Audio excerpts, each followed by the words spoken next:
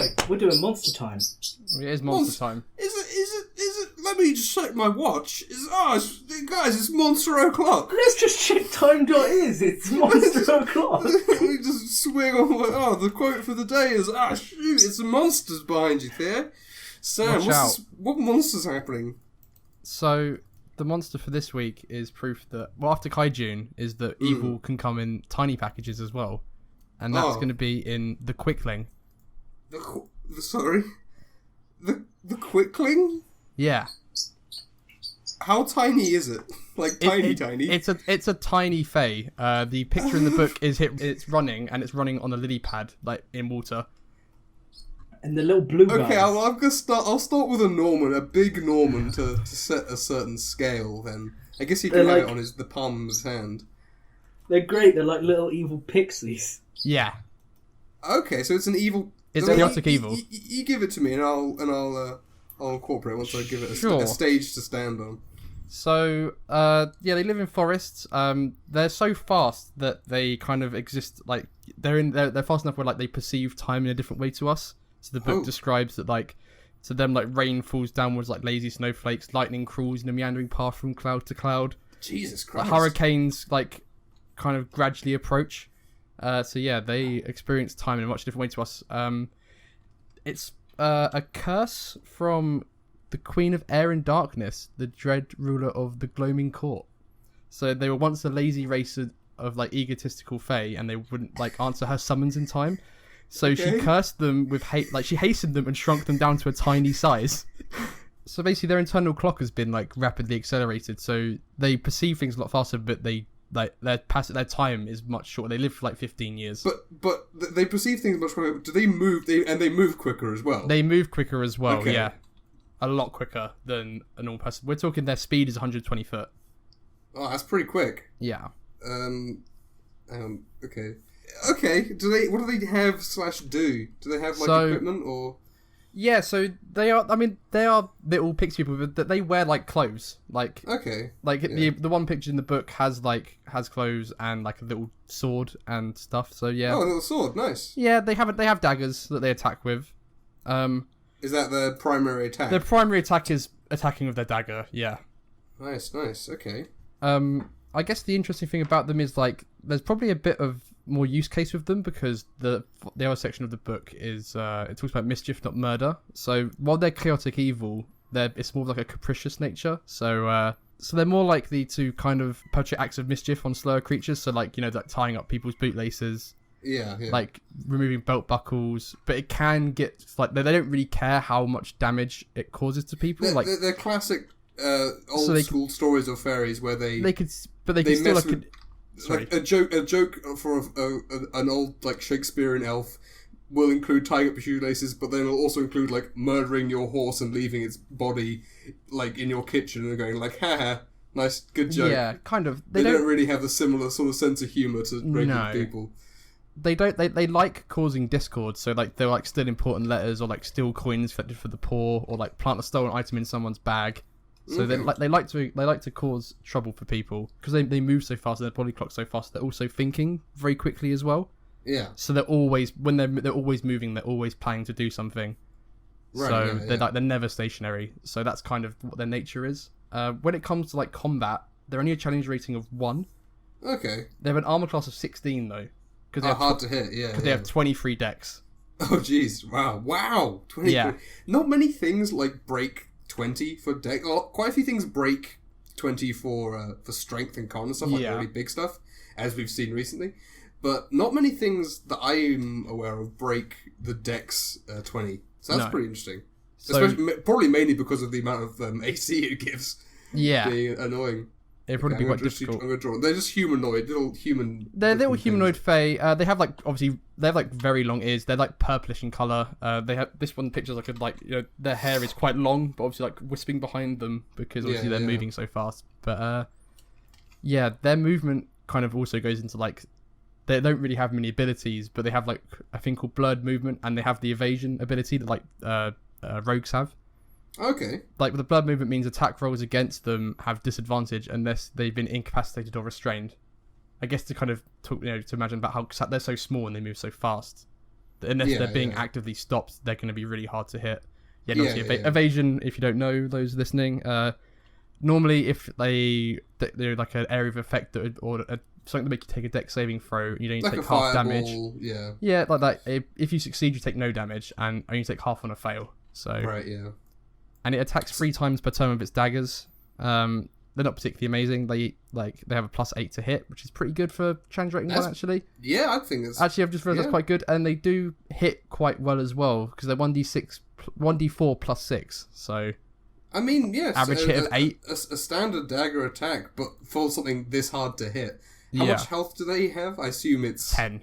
Yeah, okay. So once you hard land to hit, but as soon as you get stop them. If you get 2 hits on that, you're gonna get them. So that's pretty.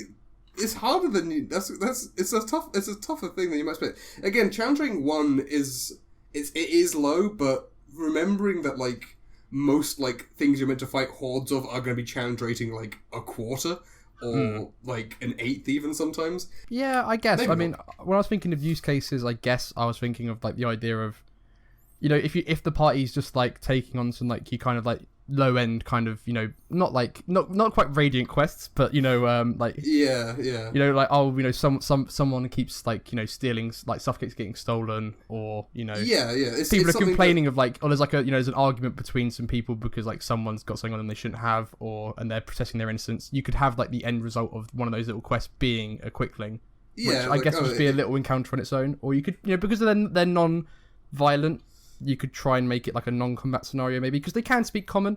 So there's differences, ideas there. We haven't done any fays, have we? We've not had any fey creatures at all, right? No, I don't think we have. No, we've not. We've had lots of other stuff, but no fey. And this is something that's counted as evil. Was it chaotic evil? Did you say? It's chaotic evil, yeah. But in a sort of not grandly chaotic evil kind of way. It's more, I think, more emphasis on the chaotic than the evil. It revels in people kind of arguing and, you know, getting angry and upset, but it doesn't really go for full out murder. Trickster. Yeah. It's again, I think emphasis on the chaotic. Yes. Potentially there. I'm really enjoying the Zelda-y kind of face on the Quickling. Oh yeah, this is the problem, is that I can't zoom in when I'm doing these, so what I should have done is I should have drawn this big, but I think having a big Norman's funny. It does mean that the face is very not detailed right now. I might ruin that thing you just said you liked when I actually get to drawing it and zoom in. No, probably not too much. But yeah, it's you said it's got knives. I'm giving it like, I don't know, I'm giving it leaves, but they could be like ironwood tree leaves. Yeah. And maybe they're suitable for making knives. I don't know. I think that's fun. Well, it's the Feywild, presumably, where you'd be encountering these guys. Oh yeah, does it say if they exist only in certain parts of yeah, so they'll be in the Feywild. They're in the Feywild, and both in the Feywild and in the world. Right, so that if any portal to the Feywild, you can have them pop through to cause mischief. They do exist IRL. here. Yeah, and I guess when it's talking about too fast, when I was talking about too fast for words, like that bit where it's talking about how it perceives things, that's obviously in like the mortal realm as opposed to like in the Fey. Oh, okay. So it's only super fast. They find human world very slow, like right to the point that could be really fun. I feel like if you were just looking through the book at like the pictures and something, you might just see it like, oh, it's like a pixie thing, it's like an evil pixie. But again, when you read that, you're like, oh, and that could be something that's very cool to like do some flavor stuff with. And I like how it is represented in what they do as well. Yeah. Like giving them such high speed and like giving them the 3 attacks as well. Well, they can speak like common Sylvan even, sorry. But they only understand, like, they find it hard to understand people because it just sounds like kind of like rumbling almost. Because people talk so slow. And for them to be understood, they have to make a really conscious effort to slow down, which they hate doing. Yeah. Oh, you can have one of these guys, because they're blue, you can have them like Sonic. They are little Sonic boys. Oh, they're blue. They're basically just little funny drow. They are like a blue-purple, yeah. What do their clothes look like? I assume they're the clothes that it's wearing in the artist interpretation in the book is quite normal. Yeah. It's wearing like a kind of like leather vest and like... Oh, really? Yeah, like in like a little belt and like some shorts. Yeah, and okay, it's even got an undershirt under the vest as well. I guess if they're in their world, it's not like getting like they're a society, so getting closed in that hard. But I guess if one was like stuck over here for a while, it might improvise a bit more. Yeah. Well, it's also drawing. It's also the difference between drawing elves or wild elves and stuff like that. You know. Yeah. You can have the civilized wood elf, but you can also have the tattooed wild wood elf. I should give it some sort of shoes. I don't know. I'm just sort of drawing like an elf rogue, but a small one. But that's okay. Great. That's kind of your what it is. interpretation of what a quickling is.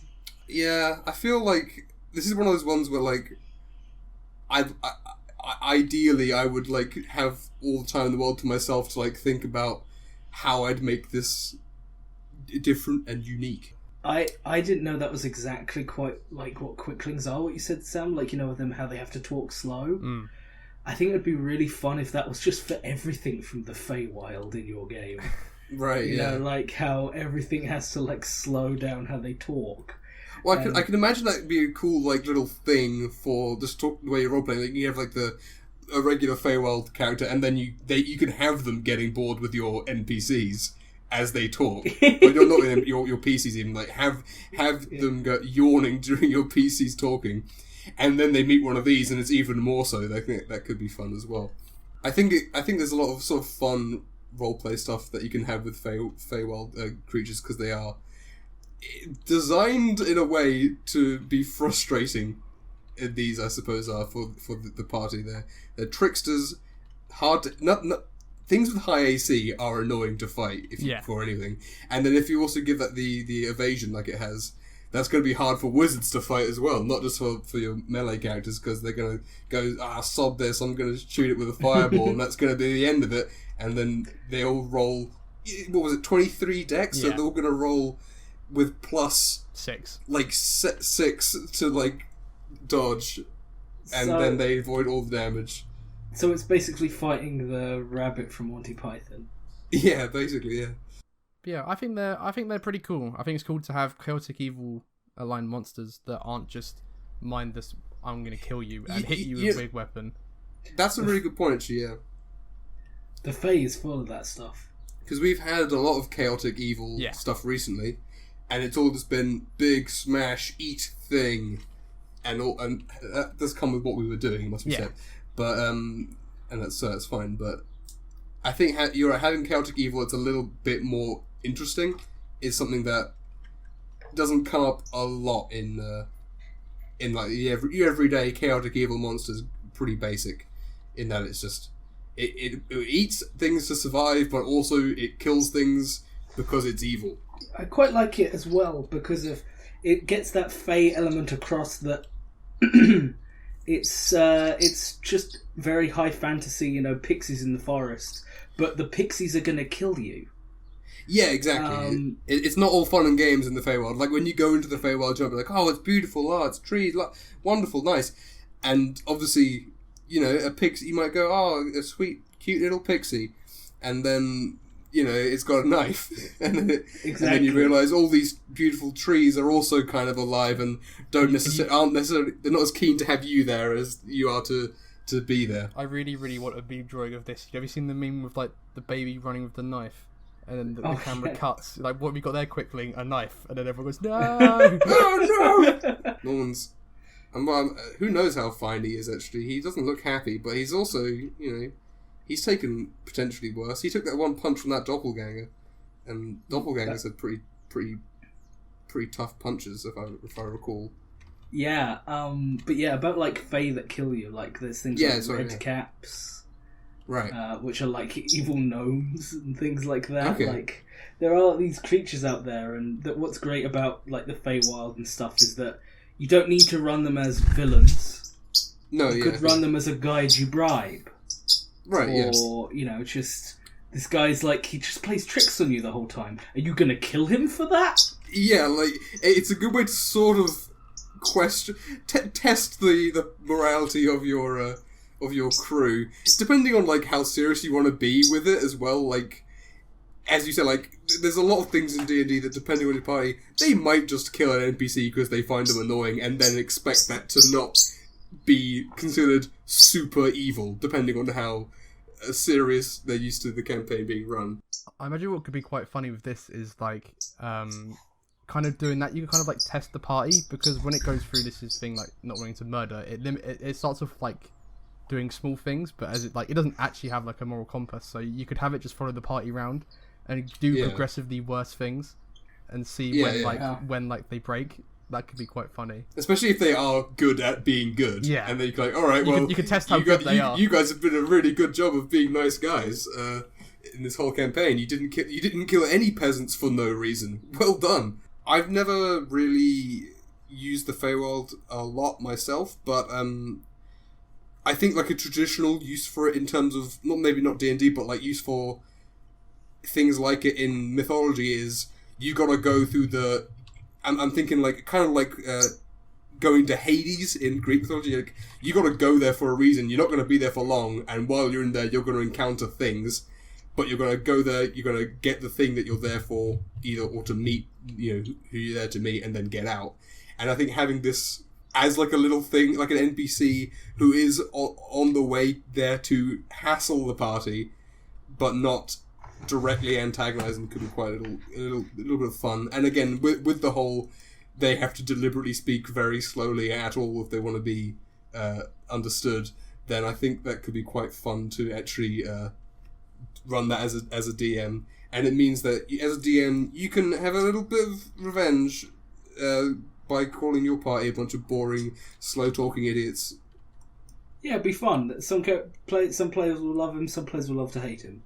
Yeah, exactly. I think that is like the purpose. They'll. It's something that's it's there to be a bit annoying in a good fun way. It'll be memorable, I think. And again, that's like one of the most important things about a monster. Definitely. And any encounter is making sure it's something memorable, because otherwise, what's the point? It screams of talking high pitched. Hi, I'm Jumpin' Jack. Yeah, talking high pitched but slowly. Exactly. And then he he exaggerately rolls his eyes, and you talk really fast when you describe his actions. Yeah, yeah. And and then he's a character that does things. He maybe annoys the party a bit, tells them just blatant lies about where to go because they've got no idea. And then if the party does fight him, he has stats. Yeah, exactly. Yeah. It screams of that. I can imagine that in a module. Being you meet this NPC, and this is the named one. Yeah, and it's. I can really see that. I think he's definitely a feature of an adventure, and he's like a moment or an encounter. He's not the basis of an adventure. No, yeah.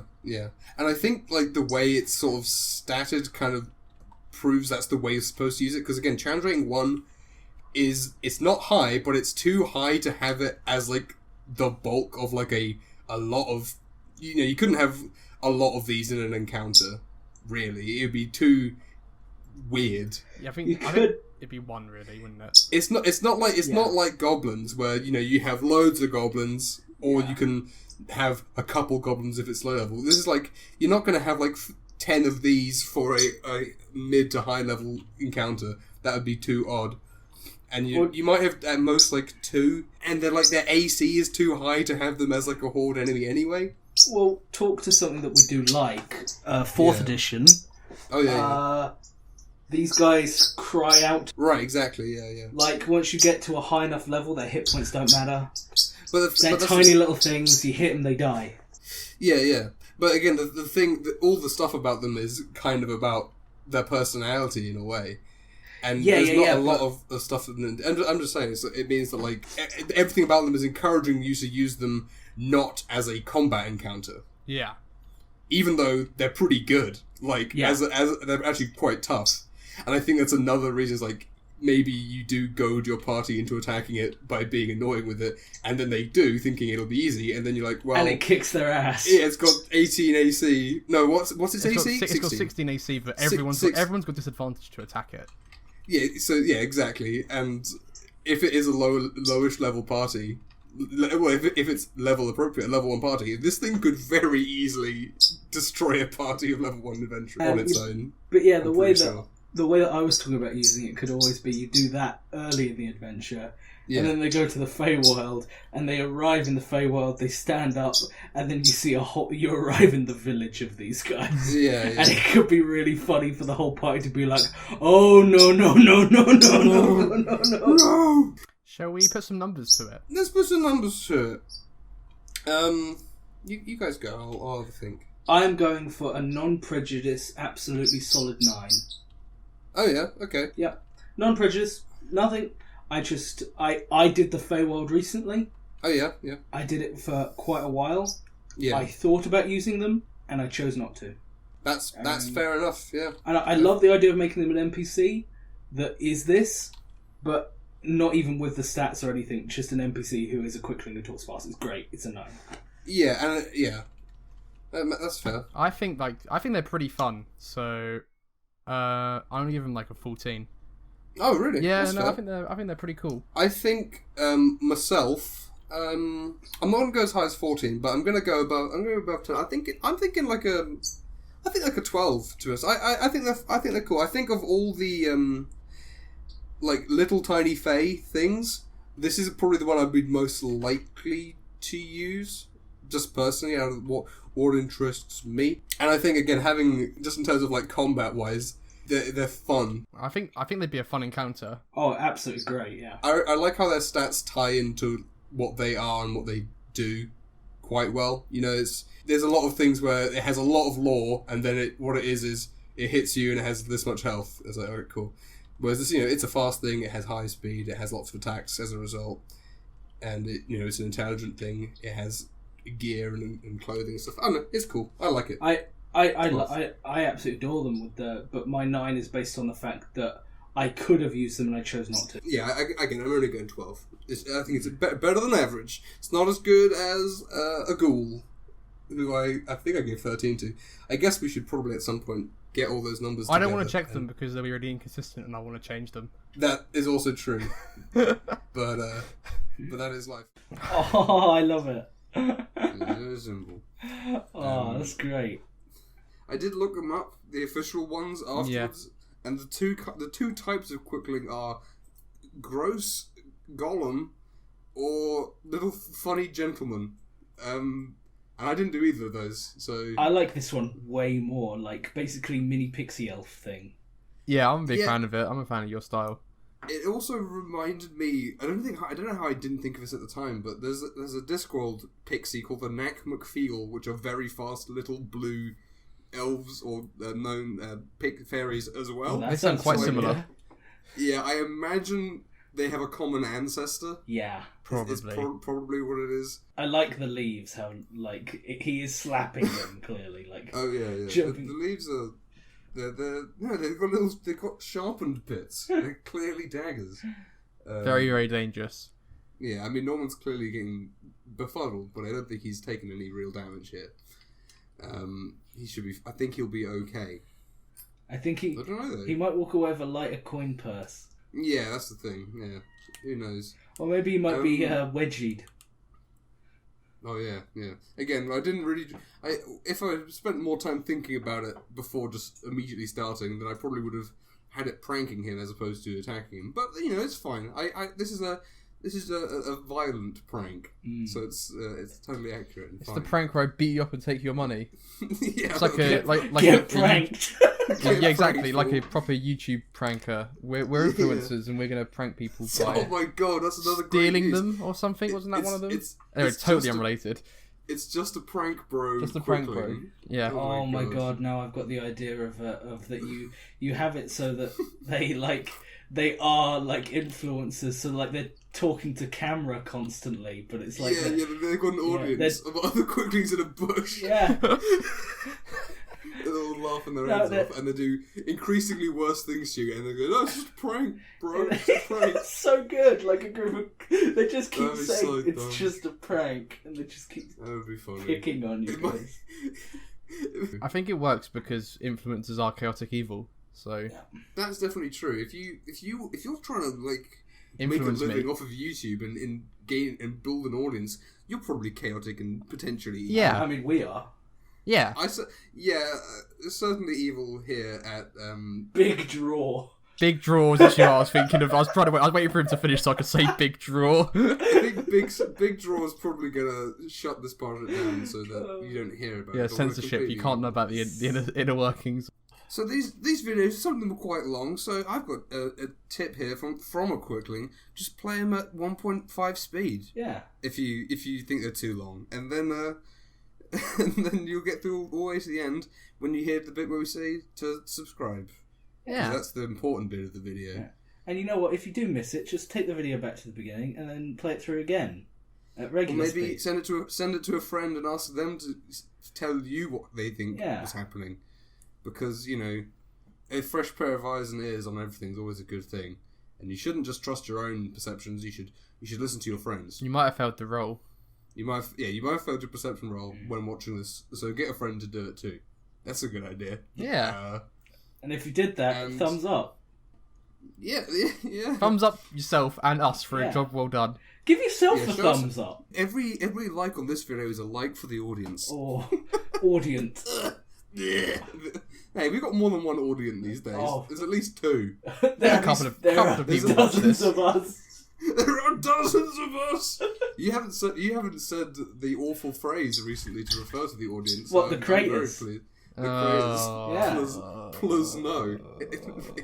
We must drop it before anyone actually starts watching No, this. I'm never dropping it. Oh god, it doesn't even make any sense. It makes no sense. It's basically It is nonsense it's also words. you gotta go watch the Manticore to understand why we even say it. Yeah, well, Good luck getting through that video. Go hit the playlists and have a marathon. Go watch season 1. Season 2 playlist will be done soon. And then there'll be a season 3, unless I die. Well, If one of you two dies, I'll just replace you. yeah. Understandable. Well, honestly, Don't Theo, if you die, I will put out a job listing on social media.